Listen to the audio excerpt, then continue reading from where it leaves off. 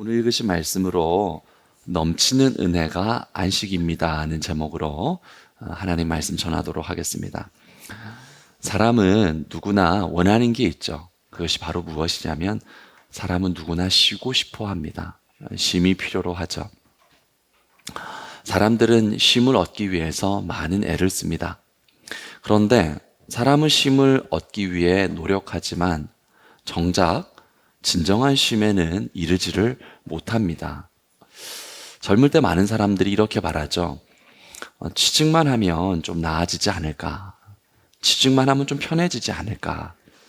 틀린 말은 아니겠죠. 취직하고 나서는 승진하면 좀 낫지 않을까?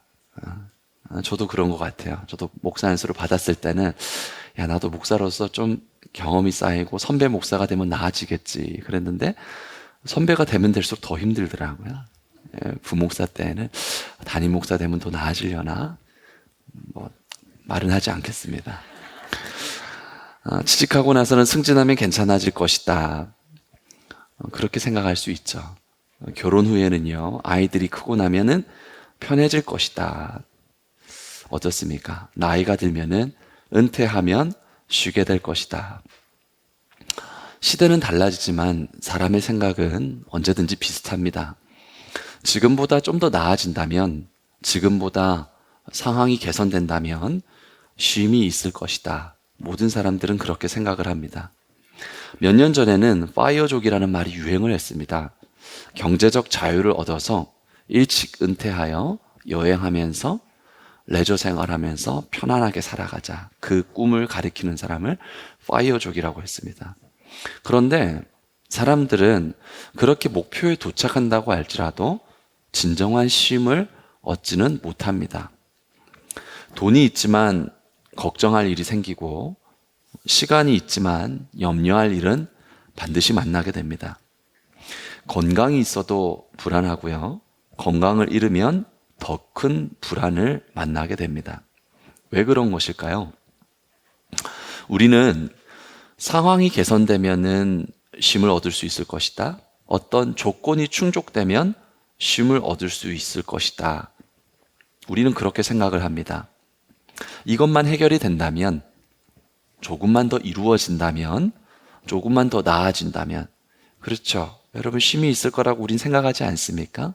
조금 더 나아진다면, 상황이 개선된다면, 문제가 해결된다면 우리는 그때는 쉴 수 있을 거야 라고 분명히 다들 생각을 할 것입니다. 그러나 성경은 우리에게 묻습니다. 너희가 그토록 얻고자 하는 쉼이 조건이 갖추어졌을 때 너희에게 오는 것인가? 우리가 그토록 원하는 쉼이 우리의 문제들이 다 해결된 뒤에 오는 것인가? 이것을 묻는 것입니다. 오늘 말씀은 이 진정한 쉼에 대한 질문에 답을 주고 있습니다. 우리에게 참된 안식이 어디에 있는가를 보여주는 것입니다. 지난주에 우리는 베데스다 연못에 관련된 하나님 말씀을 살펴보았는데요. 기억하시겠지만 베데스다는 자비의 집이라고 불렸던 것입니다. 은혜의 집이라고 불렸던 곳입니다. 그런데 정작 자비의 집, 은혜의 집이라고 했지만 베데스다의 은혜는 어떤 은혜냐면은 경쟁적인 은혜였습니다. 물이 동할 때 가장 먼저 들어가는 자가 나음을 받는 것입니다. 은혜의 집이라고 했는데, 자비의 집이라고 했는데 가장 약한 자는 닿을 수 없는 은혜였습니다. 베데스다에서 가장 약한 자는 늘 은혜에서 밀려날 수밖에 없었습니다. 가장 강한 자가 은혜를 차지하는 곳, 가장 약한 자는 계속해서 뒤로 처질 수밖에 없는 곳, 거기가 베데스다, 은혜의 집, 자비의 집이었습니다. 베데스다 연못 행락에 38년 동안 누워있던 한 사람이 있었습니다. 스스로의 힘으로 일어설 수 없고 자기의 힘으로는 은혜의 샘에 닿을 수가 없는 사람이었습니다. 경쟁적인 은혜의 자리. 여러분, 은혜도 경쟁적이에요. 은혜에도 경쟁이 있는가 봐요.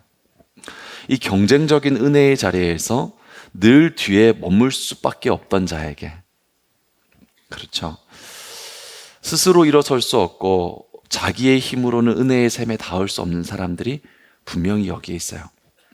목사님, 저는 아닌 것 같은데요. 제가 그래요. 여러분은 알 수 있을지는 모르겠어요. 스스로의 힘으로 일어설 수 없는 인생, 자기 힘으로 은혜의 샘에 닿을 수 없는 인생, 저예요, 저. 바로 38년 된 병자가 그런 사람이었어요. 그런데 그에게 참된 은혜가 찾아왔습니다. 예수님이 찾아오신 것입니다. 예수님은 그의 상태를 아셨습니다. 은혜의 집에 있었지만, 자비의 집에 있었지만, 은혜에서 소외된, 이 중에 혹시 그런 분 있지 않을까요? 오랫동안 교회를 다녔지만 은혜에서 소외된, 은혜의 집, 교회에 오랫동안 있었지만 은혜 받지 못해서 지쳐버린 마음을 가진 분들, 삶이 너무 지치고 생명이 있다는 것이 지치게 느껴지는 분들이 있지 않을까요? 분명히 있을 거예요. 예수님은 은혜의 집에서 은혜 받지 못해서 지쳐버린 마음을 예수님은 아셨습니다. 그래서 예수님은 물으십니다. 네가 낫고자 하느냐? 예수님의 말에는 이런 뜻이 있는 것입니다. 너는 내가 너를 고칠 수 있다는 것을 믿느냐? 오랫동안 은혜에서 소외되다 보니까 자신의 힘으로는 도저히 일어설 수 없는 인생이라는 걸 아니까 그 마음 가운데 예수님 물으시는 거예요. 내가 너를 고칠 수 있다는 것을 너는 믿느냐? 너는 내가 너를 일으킬 수 있다는 것을 믿느냐? 이것을 물으시는 거예요.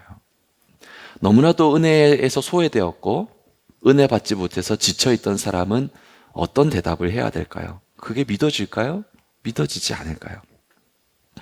예수님은 항상 역사를 나타내시기 전에 성경에서 동일한 질문을 던지셨습니다.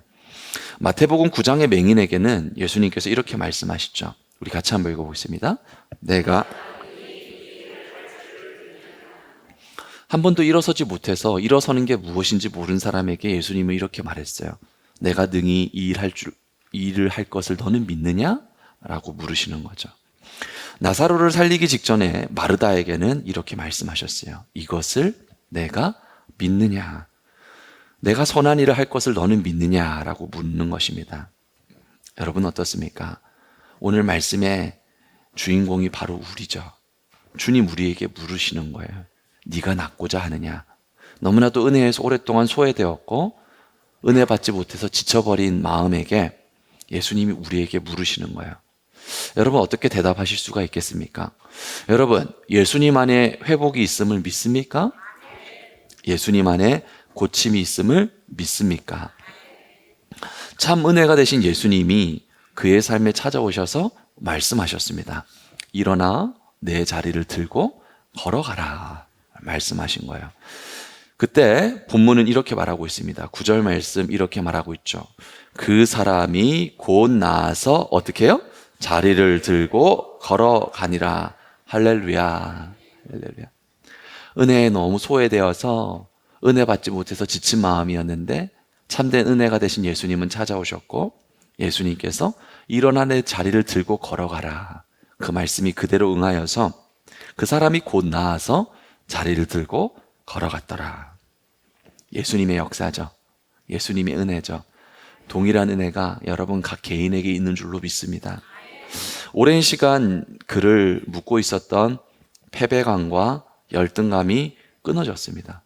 평생을 자신 없게 만들었고 평생을 누군가에게 의존하게 만들었고 스스로의 힘으로는 일어설 생각을 하지 못했던 그 실패의 밧줄, 영혼을 옥죄던 실패의 밧줄, 낙심의 밧줄, 어둠의 밧줄이 예수 그리스도 안에서 끊어졌습니다.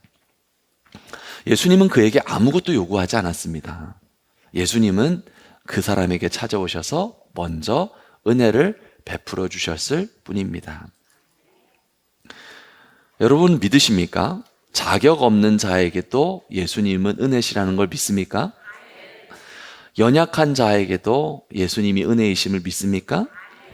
부족한 자에게도 예수님은 은혜이심을 믿습니까? 못난 자에게도 예수님이 은혜이심을 믿습니까? 실패한 자에게도 예수님은 은혜이심을 믿습니까? 예수님은 자신이 은혜이심을 알려주시고 그 은혜를 베풀어 주시는 것입니다. 예수님을 통해서 일으킴을 받은 사람이 어디에 서 있는지를 오늘 말씀은 알려주죠. 14절 말씀에 이렇게 말하고 있습니다. 그 후에 예수께서 어디에서? 성전에서 그 사람을 만나셨다고 말하고 있습니다.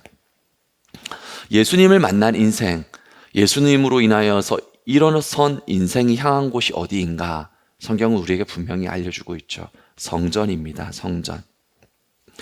베데스다가 은혜의 집이라고 그랬잖아요.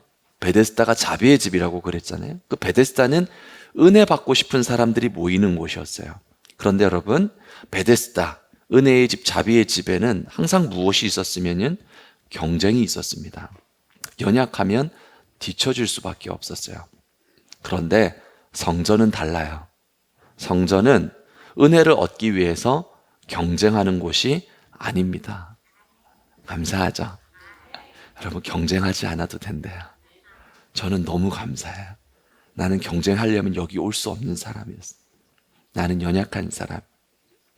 나는 경쟁했으면 여기 설 수가 없어요. 주님의 성전은요, 은혜 받기 위해서 경쟁할 필요 없어요. 주님의 성전은 어떤 곳이냐? 하나님께서 은혜를 베푸시는 곳입니다.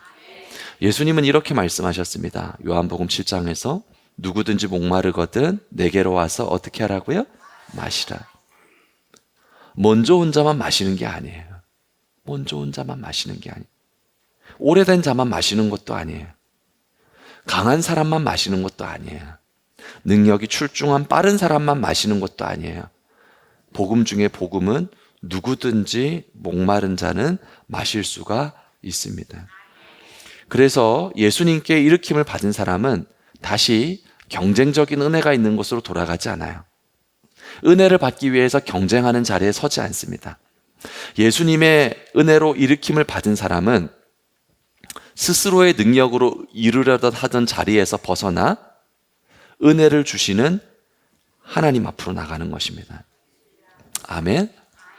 여러분, 예수님을 만난 사람은 스스로 은혜에 이르려고 하는 자리에서 벗어나 은혜를 주시는 하나님 앞으로 나오는 거예요. 여러분, 이 놀라우신 은혜가 여러분 마음 가운데 있기를 축원합니다. 내 힘으로 은혜를 얻으려고 노력하던 자리에서 참된 은혜를 주시는 하나님 앞에 나가는 거야. 그게 예수님을 만난 사람이에요. 그게 참된 성전인 것입니다. 성경은 우리가 어디로 가야 되는지를 알려주시죠.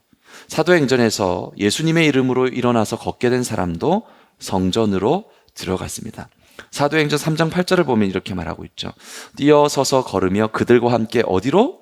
성전으로 들어가면서 걷기도 하고 뛰기도 하며 하나님을 찬송하니.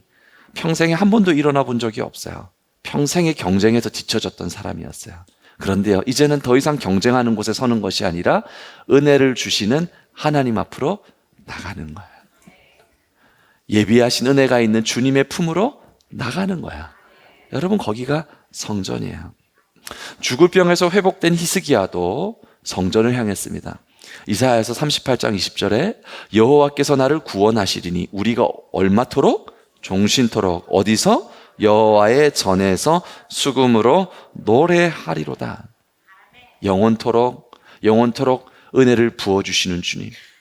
내가 병을 나을 이유도 없고 내가 병을 치유받을 이유도 없지만 우리 주님은 자격 없는 자에게 은혜를 베풀어 주셔서 내 병을 낫게 해주신 주님, 나를 영원토록 고쳐주시는 주님, 그 은혜의 품에서 종신토록 수금으로 여호와를 찬양하리로다. 여러분, 예수님을 만난 사람은 어디로 가느냐? 성전으로 가는 거야. 성전에는요, 풍성하신 주님의 은혜가 예비되어 있습니다. 우리 인생에 필요한 은혜를 하나님이 예비하시고 있는 것입니다.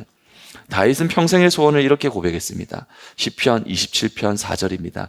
내가 여호와께 바라는 한 가지 일, 그것을 구하리니. 같이 읽어볼까요? 곧 내가 내 평생에 여호와의 집에 살면서. 왜 그렇습니까? 예수님께 일으킴을 받은 사람은 더 이상 자기 힘으로 은혜에 이르려고 하는 사람이 아닙니다. 여러분, 중요한 사실입니다. 예수님께 일으킴을 받은 사람은 더 이상 자기 힘으로, 자기 힘으로 은혜에 이르려고 하는 사람이 아닙니다. 예수님께 일으킴을 받은 사람은 은혜를 주시는 하나님 앞에서 살아가는 것입니다. 하나님 앞에서 길을 찾고 하나님 앞에서 힘을 얻고 하나님 안에서 머무르는 것입니다. 그래서 예수님께 일으킴을 받은 사람을 향하는 곳이 성전입니다. 그곳에는 하나님의 풍성한 은혜가 준비되어 있습니다. 성전은 어떤 곳일까요? 우리가 성은교회로 나와 있는데 여러분 지금 우리 영적인 성전에 와 있죠? 그죠? 무엇보다 여러분의 심령 가운데 하나님의 성전이 있으시죠? 믿습니까? 여러분 안에 성전이 있으세요. 여러분 안에 하나님이 계세요. 여러분 안에서 그 성전 안에서 풍성하신 은혜를 하나님은 베풀어 주시는 것입니다. 이 사실이 깨달아지고 이 사실이 믿어지고 이 사실이 믿음으로 고백되어서 여러분 우리가 풍성한 삶을 살아갈 수 있습니다. 성전은 어떤 곳인가? 에스겔이 성전이 어떤 곳인지를 그림으로 우리에게 보여주죠. 성전 문지방에서 물이 흘러나오기 시작합니다. 그 물이 흘러넘쳐서 강을 이루게 되는 거예요.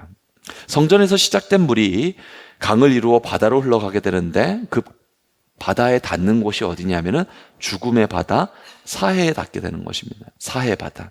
여러분 사해 바다 어떤 곳이죠? 염분이 30%가 넘어요. 생명이 숨을 쉴 수가 없는 곳입니다.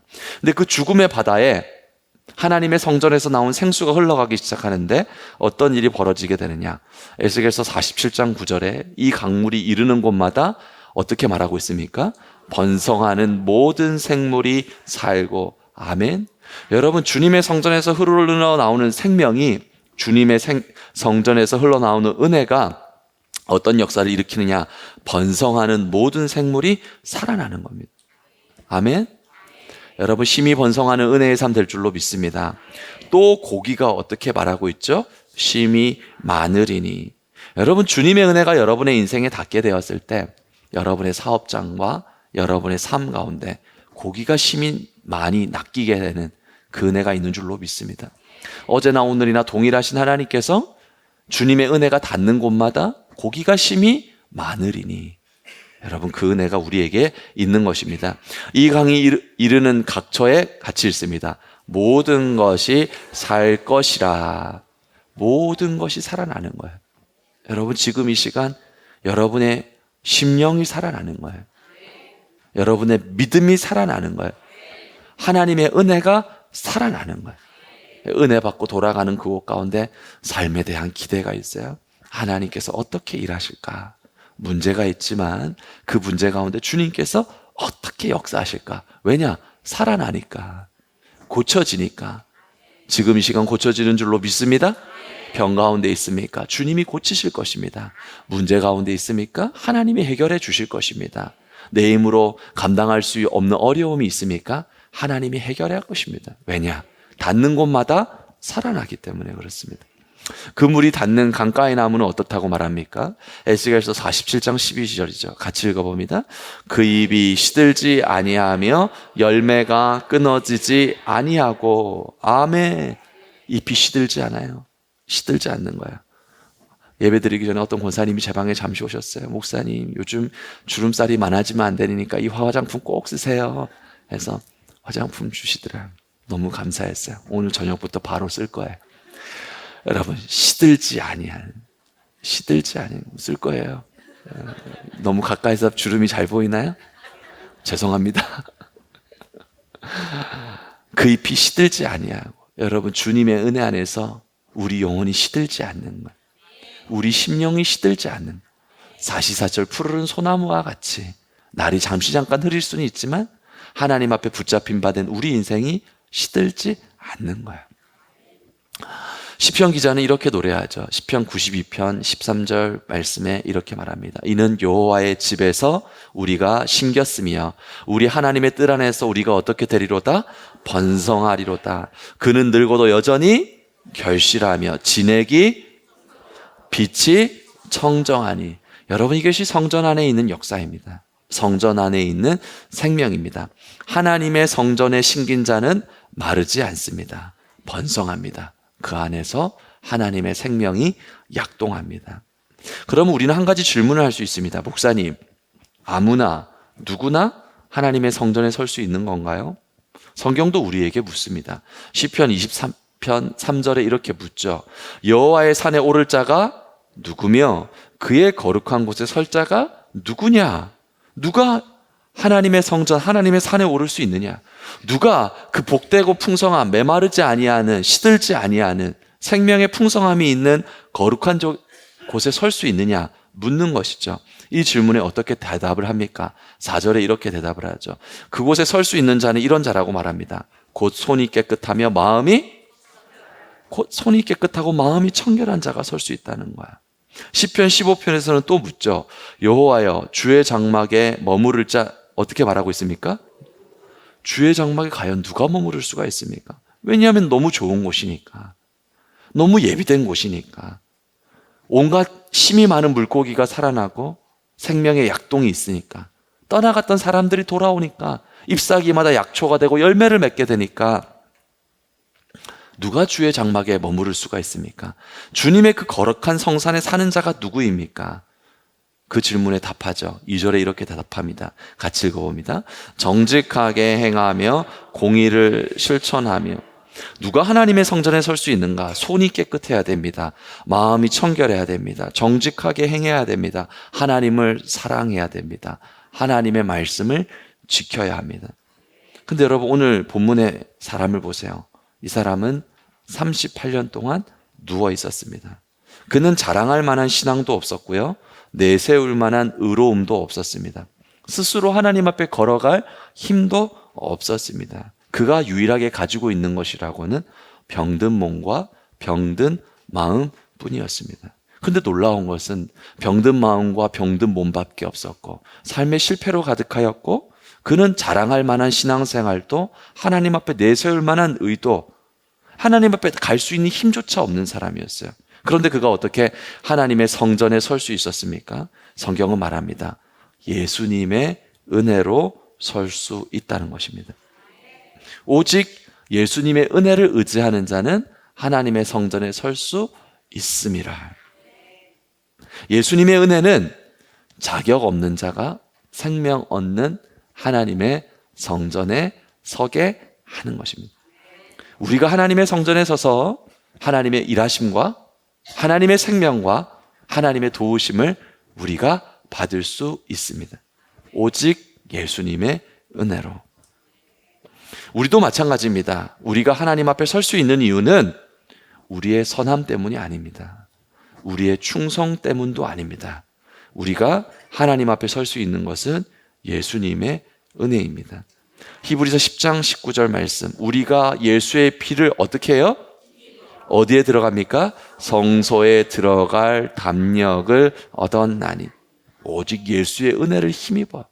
오직 예수님의 자비로 성소, 지성소, 그 거룩하고 복된 것, 만물을 움직일 수 있는 힘이 있는 것, 예수 피를 힘입어 그 성소에 담대하게 들어갑니다. 요한복음 14장 6절. 내가 곧 길이요 진리요 생명이니 나로 어떻게 해요? 뒤집어서 말하면 나를 통해서는, 나를 통과한다면, 예수님을 의지한다면 하나님께 나아갈 수 있음이로라. 우리를 하나님 앞으로 세우시는 분은 예수님이십니다. 자격 없는 자를 하나님의 성전에 세우시는 분도 예수님이십니다. 38년 동안 누워있던 그 사람, 병든 마음과 병든 몸밖에 없는, 자격 없는 그 사람이 예수님의 은혜로 하나님의 성전에 설 수 있었습니다. 그렇다면 어제도 오늘도 동일하신 예수님의 은혜가 우리가 하나님의 생명 앞에 설 수 있게 하는 것입니다. 오늘 말씀은 여기서 끝나지 않죠. 요한은 오늘 일어난 사건 뒤에 한마디를 덧붙입니다. 9절에 이렇게 말하고 있습니다. 이날은 어떤 날이라?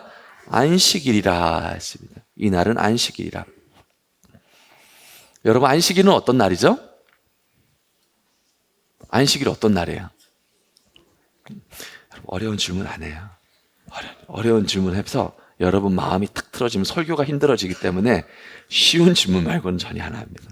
안식일은 어떤 날이죠? 쉬는 날이에요. 안식일은 어떤 날입니까? 일을 멈추는 날이죠. 제가 어릴 때 성장할 때만 하더라도 교회에서 주일에 돈을 못 쓰겠어요. TV도 못 보게 했고요.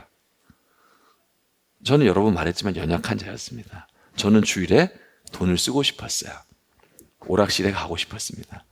그래서 주님 앞에 다 회개했던 거지만 저는 주일에 오락실 간 적이 있습니다. 아직도 기억나는 거는 그 97년도에 한일전이 주일에 했었거든요. 고1 때였는데 너무 TV가 보고 싶었어요. 그런데 집에서는 볼 수가 없었어요. 그래서 친구 집에 갔어요. 그래서 이민성이 역전골 넣었던 거를 아직도 기억을 합니다. 여러분 그때 이민성이 역전골 넣었던 거 기억나시나요? 그래서 예전에 그 TV가 끝나는 시간에 애국가 나올 때 이민성 역전골 넣는 거 나왔잖아요. 여러분은 TV 못 보셨나 보다 그날. 선대 목사님 무서우셔서 못 봤죠. 네. 어떻습니까? 안식일은 쉬는 날입니다. 안식일은 일을 멈추는 날이죠. 그런데 예수님은 안식일에 일을 하셨습니다. 38년 동안 누워있던 한 사람의 삶을 회복시키는 일을 한 것입니다. 이 일이 일어났을 때 사람들은 어떤 반응을 보였습니까? 10절 말씀이죠. 유대인들이 병 나은 사람에게 이르되 안식일인데 같이 읽어볼까요? 내가 자리를 들고 가는 것이 옳지 아니하니라. 고통 속에 있던 한 사람이 일어났습니다. 삶의 좌절 속에서 헤매이던 사람이 삶의 빛을 찾았습니다. 그런데 사람들의 눈에 들어온 것은 그 사람의 회복이 아니었습니다. 안식일에 자리를 든 것, 곧 자신들의 전통이 깨진 것만 보였습니다. 어떤 선한 것도 보이지 않았어요. 우리의 규례, 우리의 전통을 깨뜨린 것만 봤어요. 그래서 그들은 예수님께 분노했습니다. 16절이죠. 그러므로 안식일에 이러한 일을 행하신다 하여 유대인들이 예수를 어떻게 한지라? 박해했다 이렇게 말했습니다. 박해했다 이렇게 말했어요. 그런데 그들이 그토록 지키던 절기, 그들이 그토록 지키던 안식일, 그들이 그토록 지키던 율법, 그것은 예수님을 가리키는 겁니다. 골로새서 2장 16절을 보면 이렇게 말하죠. 먹고 마시는 것과 절기나 초하루나 안식일을 이유로 누구든지 너희를 비판하지 못하게 하라. 이것들은 무엇이라? 장래일의 그림자라. 여러분 안식일도 율법도 다 뭐라고요? 그림자예요. 그림자. 여러분 실체를 붙잡아야 됩니까? 그림자를 붙잡아야 됩니까? 실체를 붙잡아야 됩니다. 요즘에 가장 핫한 아이돌이 있어요. 아이돌. 누가 있냐면 여러분 장원영이라는 가수 아세요? 집사님, 성도 알아요? 장원영. 보세요. 장원영이 왔어. 근데 장원영이 나한테 손을 내미네. 악수를 하자고. 그러니까 이렇게 나훈아가 왔어요. 나훈아 남진이 왔어요. 여러분 소녀 때로 돌아가 보세요. 나훈아와 남진이 나한테 와서 손을 내밀어요. 그런데 손을 내미는데 여러분 그림자를 붙잡을 거예요? 손을 붙잡을 거예요? 손을 붙잡아야죠. 맞잖아요. 누가 나한테 페라리를 선물해 줬어. 페라리. 여러분 그 집에서 쓰는 그 로션 페라리 말고 자동차 페라리. 권사님 페라리라는 좋은 자동차가 있어요. 아주 좋은 자동차구나. 근데 페라리가 향수도 나고 로션도 나고 난 그거 말하는 게 아니야. 한 5억 이상을 호가하는 페라리가 왔어. 그런데 페라리가 왔는데 여러분 그림자에 타고 있을래요? 차량에 타고 있을래요? 차량. 여러분 율법이 가리키고 모든 규례가 가리키는 예수님이 왔는데 예수님을 붙잡을래요? 율법을 붙잡고 그 규례를 붙잡을래요? 예수님을 붙잡아야죠. 히브리서 10장 1절에서 이렇게 말하잖아요. 율법은 장차 올 좋은 일에 뭐일 뿐이요? 참 형상이 아니라. 안식일이 가리키는 분이 있어요. 율법을 가리키는 분이 있다고요. 그분이 바로 누구시다? 예수님을 붙잡아야죠. 그런데 그들은 오히려 참된 은혜의 실체가 되는 예수님을 배척하고 생명을 주시는 분을 박해했습니다. 그때 예수님께서 이렇게 말씀하시거든요. 17절이죠. 17절 같이 한번 읽어보겠습니다.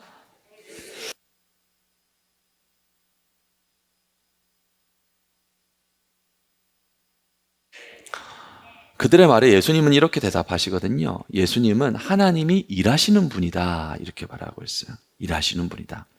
놀라운 말씀이죠. 우리는 하나님께서 엿새 동안 천지를 창조하시고 일곱째 날에 안식하셨다는 사실을 알고 있습니다. 창세기 2장 3절에 이렇게 말하고 있지 않습니까? 하나님이 그 창조하시며 만드시던 모든 일을 마치시고 그날에 무엇 하셨음이라? 안식하셨음이니라. 이렇게 말하고 있어요. 그런데 예수님은 이렇게 말하거든요. 하나님은 안식하셨다고 하셨는데 내 아버지께서 일하시기에 나도 지금 일하고 있다. 이렇게 말하고 있어요. 하나님 분명히 안식한다고 하셨는데 예수님은 하나님이 일하신다고 하시거든요. 무엇을 말하는 것일까요? 창세기 2장을 보면은 하나님은 안식하셨어요. 모든 것이 순조로웠습니다. 모든 것이 평안했어요. 모든 것이 질서정연했어요. 여러분 질서 정연하면 뭘 느끼죠? 평안함을 느끼잖아요. 어제 우리 둘째가 생일 파티를 했어요. 생일이었어. 저는 우리 집에 손님이 오면 참 좋아요. 아기 손님도 좋고 어른 손님도 좋아요. 왜냐? 손님이 오잖아요. 그럼 모든 집이 정돈이 돼. 물론 그렇다고 해서 이제 이 얘기하면 분명 아내한테 한 소리 듣는데 평소에 정돈돼 있지 않는 건 아닙니다. 근데 신발장 같은 거 정리는 좀 잘 안 돼 있고 근데 어제 보는데 아이들이 많이 왔는데 신발이 다 정돈이 돼 있는 거예요. 마음이 너무 평안하더라. 항상 이랬으면 좋겠다. 저도 가끔씩 그런 생각을 해요. 나도 성도의 자리에서 목사님께 신방을 받으면 항상 정돈이 될 텐데. 왜냐하면 제가 신방 갈 때마다 가정이 정돈되지 않은 집들은 잘 못 봤거든요. 이 문 한번 열어봐도 돼요? 물으면 성도들이 꼭 대답해요. 목사님 절대 열면 안 돼요. 그래서 여러분 정돈되면 평안하잖아요. 모든 것이 순조롭지 않습니까? 하나님 보시기에 심히 좋았습니다. 하나님과 사람 사이에 막힘이 없었고요. 그래서 하나님은 안식하셨어요. 모든 것이 순조로웠기 때문에. 그런데 창세기 3장에서 무슨 일이 일어났습니까? 죄가 들어오게 되었죠. 죄가 들어왔어요. 하나님과 사람 사이는 영적으로 끊어졌습니다. 사람과 사람 사이에는 미움이 들어오게 되었고요. 죄가 들어온 땅은 가시와 엉겅퀴를 내게 되었습니다. 성경은 죄의 결과를 이렇게 말하죠. 로마서 8장 22절. 피조물이 다 이제까지 함께 무엇하며? 함께 무엇을 겪고? 죄가 이 땅에 들어온 이후에 모든 만물이 탄식하고 모든 만물이 고통을 겪고 있습니다. 왜 참된 쉼이 없는가? 죄가 들어와서 그런 것입니다. 왜 우리 삶에 더 나아지면 괜찮을 것이라고 생각하지만 더 나아짐이 없는 것인가? 죄가 들어왔기 때문에 그래요. 죄가 들어온 세상에는 더 이상 안식이 없습니다. 하나님은 죄 있는 곳에서 쉴 수가 없습니다. 사사기 10장 16절에 이렇게 말하죠. 이스라엘의 공고로 말미암아 하나님의 마음에 무엇하였느니라? 하나님은 자기 백성이 신음하시는데 쉴 수가 없어요. 죄가 들어와서 피조 만물이 깨어지고 인생이 망가지기 시작했습니다. 당신의 백성들이 신음하실 때 하나님 쉴 수가 없는 거예요. 출애굽기 2장 24절 이렇게 말하죠. 하나님이 그들의 무슨 소리를 들으시고? 고통 소리를 들으시고. 하나님은 자녀들의 울음소리가 있는 곳에서 쉴 수가 없어요. 여러분 자녀들을 다 키우셨잖아요. 부모가 자녀의 울음소리를 들으면서 편히 쉴 수 있습니까? 그럴 수가 없어요. 하나님은 자기 백성의 신음 앞에서 외면하시는 분이 아닙니다. 그렇기에 하나님은 안식하시는 것이 아니라 지금 일하고 계십니다. 죄가 있는 한, 고통이 있는 한, 여러분에게 문제가 있는 한 하나님은 우리 삶에 일하고 계시는 하나님이십니다. 그러면 하나님은 어떤 방식으로 일하시는가 중요하겠죠. 죄로 가득한 세상에서 하나님은 어떤 방식으로 일하실까요? 하나님은 공의의 하나님이십니다. 그렇다면 하나님은 죄를 단번에 쓸어버리는 심판으로 일하실까요? 하나님께서 공의로 일하신다면 이 세상은 어떻게 되는 것일까요? 하나님께서 공의로 일한다면 저와 같이 연약한 자는 어떻게 되는 것일까요? 온 세상은 어떻다고 성경은 말하고 있습니까? 갈라디아서 3장 22절을 보면 이렇게 말하고 있죠. 성경이 같이 읽어봅니다. 모든 것을 죄 아래에 가두었. 여러분, 모든 이들이 죄 아래에 있습니다. 모든 이들이 죄 안에서 부족합니다. 모든 이들이 죄 안에서 부패해 있습니다. 모든 이들이 죄 안에서 연약합니다. 요한일서 5장 19절 이렇게 말하죠. 온 무엇은 같이 있습니다. 악한 자 안에 처한 것. 온 세상은 악한 자 안에 있어요. 우리가 악하고 싶어서 악한 게 아니고 우리가 인지하지 못하는 곳에서 악한 세력이 우리를 붙잡고 있는 거야. 그러면 어떻게 해야 돼요?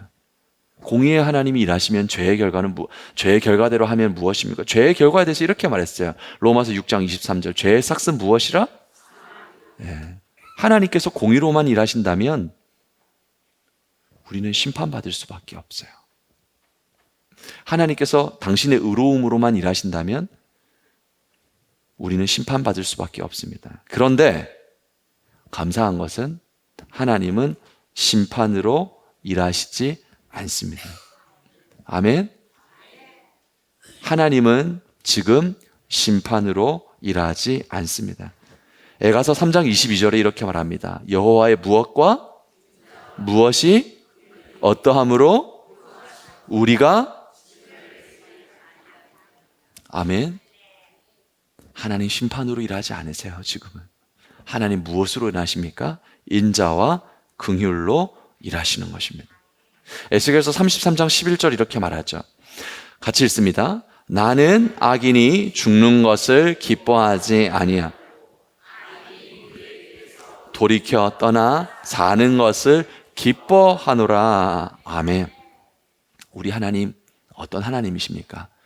악인이 죽는 것을 기뻐하지 않으세요. 악인이 그의 길에서 돌이켜 사는 것을 기뻐하신 하나님. 하나님, 우리가 문제를 만날 때 우리 부족함으로 인해서 문제 앞에서 망하는 것을 기뻐하지 않으세요. 문제가 해결되고 하나님 안에서 사는 것을 기뻐하시는 하나님이십니다. 하나님은 죄인이 망하는 것을 기뻐하지 않으십니다. 하나님은 죄인이 무너지는 것을 기뻐하지 않으십니다. 사랑하는 성도 여러분, 하나님은 모든 사람들이 회개하고 돌아와서 다시금 일어서는 것을 기뻐하시는 하나님이십니다. 하나님은 죄인이 살아나는 것을 기뻐하십니다. 그래서 하나님은 지금 우리의 삶 가운데 심판으로 일하지 아니하시고 은혜로 일하고 있습니다. 이 은혜의 일은 예수님 안에서 우리 안에 이루어지고 있습니다. 요한복음 5장 25절. 죽은 자들이 하나님의 음성을 들을 때가 오나니 곧 어떠한 때라? 이때라. 지금 이때. 예수님의 음성이 들리는 지금 이때. 아멘. 여러분, 듣는 자는 어떻게 된다고요? 살아난다는 것입니다.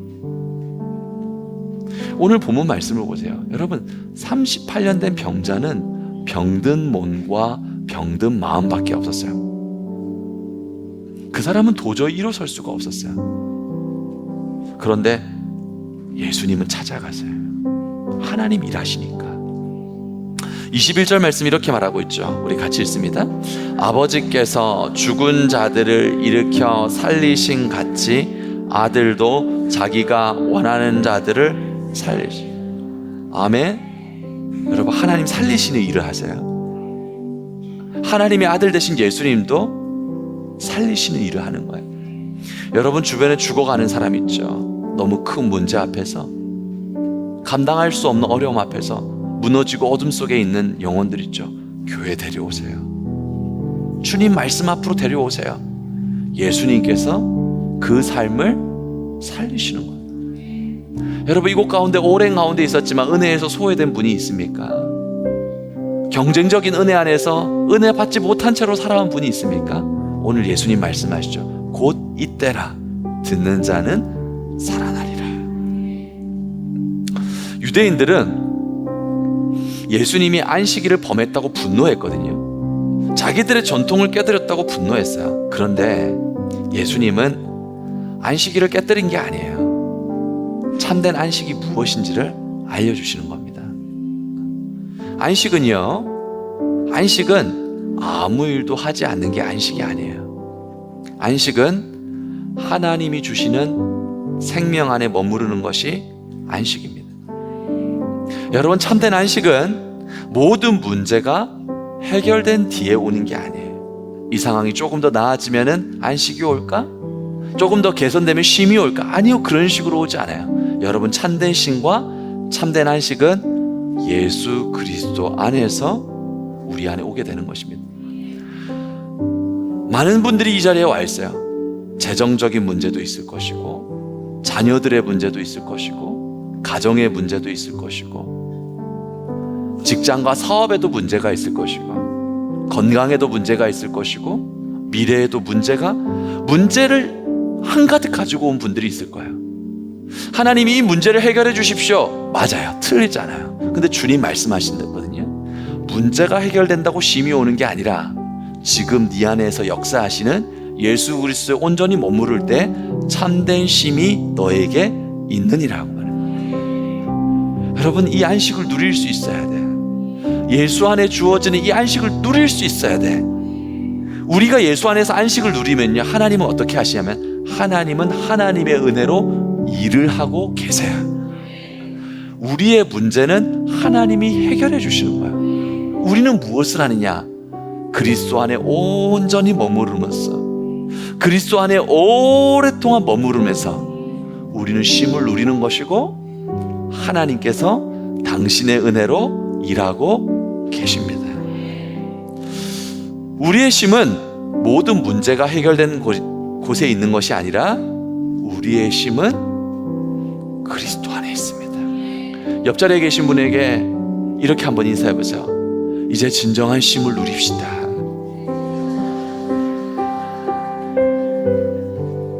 다시 한번, 이제 진정한 쉼을 누립시다.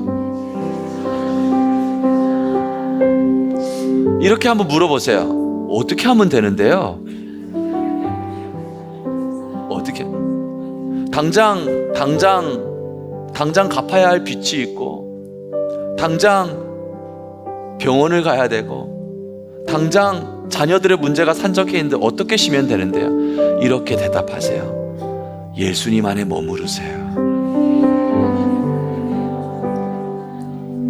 여러분, 너무 예수님과 멀어진 채 신앙생활 하고 있지는 않았나요? 우리의 생각과 의식을 예수님 안에 온전히 들이지 못한 채로 우리가 살고 있지는 않습니까?